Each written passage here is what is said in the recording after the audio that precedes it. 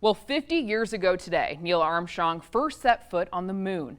Now, the actual moon landing was late in the day yesterday, but the astronauts waited 7 hours to leave their craft, and that pushed the actual first moonwalk into today. Some of that Apollo 11 history is on display in Bozeman. MTN's John Shearer reports that you'll find that history at the American Computer Museum near the Montana State University campus. It's one small step for man,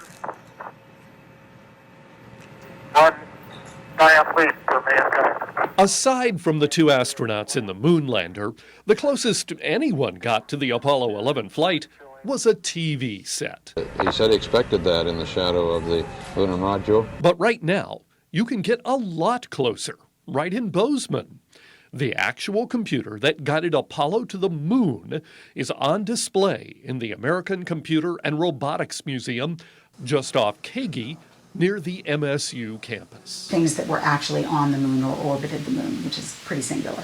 That's a remarkable anniversary, and that was the impetus for our miniaturization of electronic components. This 70-pound computer from the Apollo 11 command module may not seem so miniature, but it was a start, especially compared to the huge computer that ran the show back on Earth. 32 kilobytes of RAM.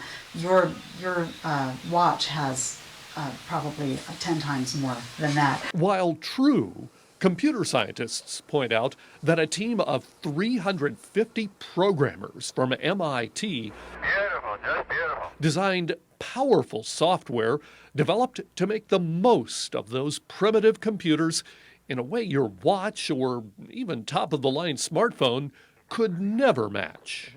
But still... And it weighed 1,000 pounds. I don't know how you got guys to the moon with these things. For the museum, the 50th anniversary of the moon landing is more of a mile marker than an end point.